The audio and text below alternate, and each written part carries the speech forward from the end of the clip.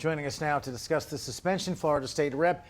Anna Eskamani, a Democrat representing Florida's 47th district, which includes parts of Orange County. Thanks for visiting us again here on the show. We appreciate it. So this is the second time that we've seen it. I'm just wondering what you think the reason is behind this second suspension, and if you see a pattern emerging here. Well, thanks so much for having me back. And yes, there absolutely is a pattern. I mean, this is Governor Ron DeSantis running a flailing national campaign for presidency, and he's going back to his playbook, of forcibly removing democratically elected Democratic officials from office. In the context of our state attorney Monique Worrell, she ran on a platform based on reform, based on ensuring that every person would seek an ability of justice. And she's been effective in doing that. Crime is down in our region. And of course, none of these facts matter to Governor Ron DeSantis because he doesn't care about what the voters want. He cares about his own thirst for power and authority. And this is just another example of him eroding democracy for political gain. So Monique Worrell spoke after the announcement yesterday saying that she is ready to fight. Let's listen to what she had to say. That I have already spoken with my legal team, and they are assembled and they are prepared to fight this in the court system. But as you also know, the courts have been assembled by the governor. The legislature has a supermajority in favor of the governor. Justice does not prevail in the state of Florida at this time. I want to ask you about the last thing that she said there. Justice does not prevail in the state of Florida at this time. As a party, what are you doing in the state to fight these battles and potentially more attacks by the governor?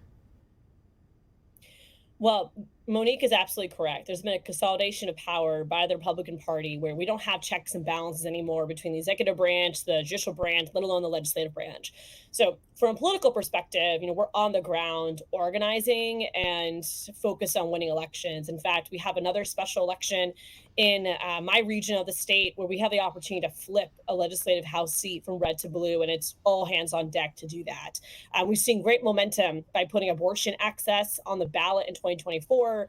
We are full speed ahead to secure that opportunity to not only codify abortion rights, but to obviously help galvanize people who might not necessarily see the point of voting. And then I'm also very hopeful in the context of the court fight that Monique will find herself in. State Attorney Andrew Warren, when he was removed, the judge said it was unconstitutional, but the judge not have the power to reappoint him. In the context of State Attorney Monique Worrell, she has one more election she can run for. She is running for re-election in 2024. We're going to help her win, much like we saw with the Tennessee Three. When the two individuals were removed, they got reelected. So we're going to be on that same path here in Florida while we fight this in court as well. So there's many paths forward. We just can't lose hope, and we can't let someone like DeSantis win. Real quick before we let you go, in terms of what this says about the national political landscape for a second, obviously making comments on Trump gets very dicey and weird still, and no one wants to upset his base.